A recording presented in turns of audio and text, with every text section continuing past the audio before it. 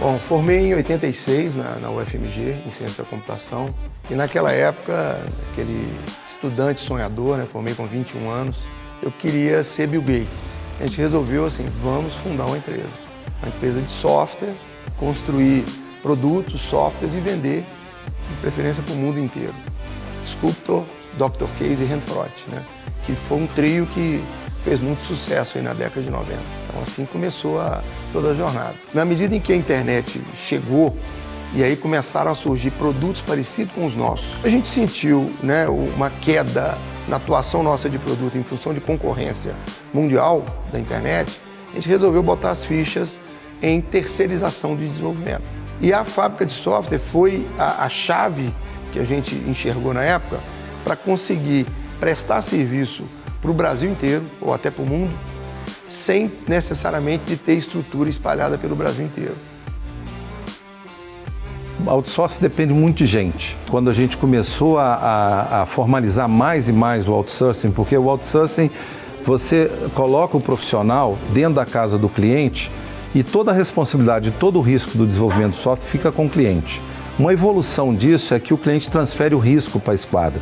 Evoluiu o outsourcing para um conceito de fábrica de software, onde o cliente coloca a demanda e todo o risco de desenvolver e entregar o produto fica com a esquadra. Então a esquadra percebeu essa necessidade que o mercado tinha, se adaptou muito rápido, então o movimento, a esquadra entrou nele no momento certo e a gente conseguiu buscar e assumir esse protagonismo nas empresas. O André, quando me convidou para ser sócio, eu não imaginava que tinha crescido tanto. Eu entrei, a empresa já tinha 15, 18 anos de estrada, né?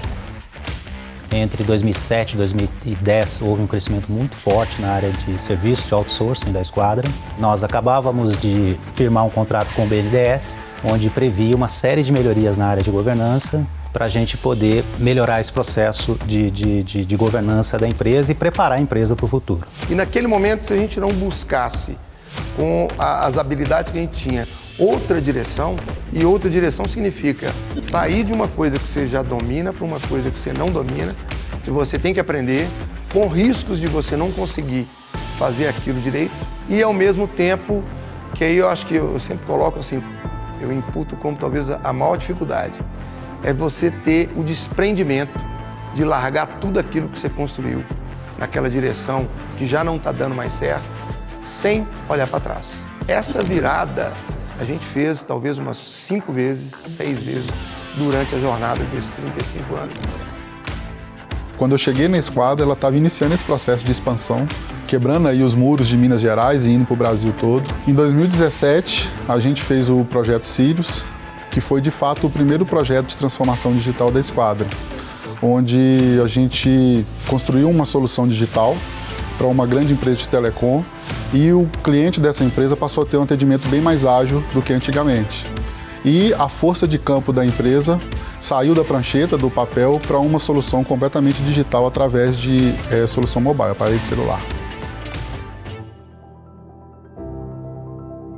Quando eu entrei, a esquadra estava exatamente no momento dela fazer uma mudança de posicionamento do mercado.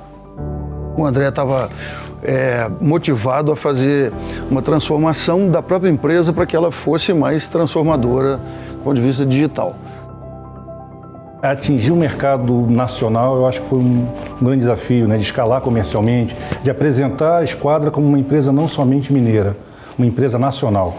E isso fez com que a gente fosse ao mercado e trouxesse para próximo da esquadra outras empresas. Então a gente começou um processo de trazer novas habilidades para a empresa, né? Isso tudo nos preparou para quando, vamos dizer, veio o movimento do digital, a gente estava muito mais preparado para essa coisa do trabalho distribuído.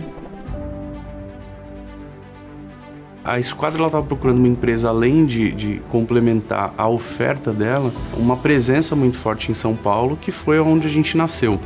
Quando a gente trouxe a Just para o ecossistema nosso, a gente meio que assim, deu um salto numa coisa que estava crescendo organicamente para uma coisa que já veio pronta. E aí com isso a gente conseguiu integrar bastante, né, essas culturas, né, porque junto com isso, uma empresa de 35 anos com uma empresa de 13 anos, né, teve todo um trabalho de aproveitar o melhor dessas culturas É uma coisa que eu acho que a gente fez com muita sabedoria, né?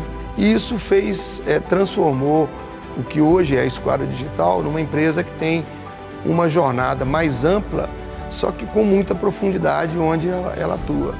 E foi um momento, acho que talvez o perfeito, sabe? Assim, aquela coisa que você encontra e se tivesse talvez feito algo naquele momento não teria dado tão certo quanto deu quando a gente fez esse encontro em 2020. Aí a pandemia chegou, a gente tinha o desafio de manter as pessoas com a mesma motivação e conectadas no mesmo projeto e interagindo entre si, como é que isso ia funcionar e etc. A surpresa nossa foi muito mais, o engajamento foi muito maior do que a gente pensava. E a gente tem essa cultura de trabalhar de maneira colaborativa, orientada a propósito, orientada à causa do cliente, né? Onde você captura a dor e traduz aquilo numa solução de negócio, de valor para eles. A Esquadra tem no DNA dela o valor do relacionamento humano. A gente trabalha muito fortemente para desenvolver pessoas, em primeiro lugar, e através do desenvolvimento delas fazer uma entrega de qualidade, uma entrega de valor para os nossos clientes. A gente não faz tecnologia, a gente faz tecnologia para pessoas, através de pessoas, com pessoas. Sempre tive muita abertura, uma empresa que dá muita abertura para as pessoas, para elas serem elas mesmas, para elas se desenvolverem. O relacionamento com as pessoas sempre foi para a gente um dos valores mais importantes, né? Então a gente sempre cuidou dessa relação, mantendo essa relação viva, mesmo que as pessoas saiam da empresa, voltem. Por exemplo, a gente tem pessoas hoje que trabalharam conosco, que viraram clientes, né? Que são contratantes nossos. Tem pessoas que trabalharam conosco, montaram empresa e hoje a gente é sócio dessas empresas.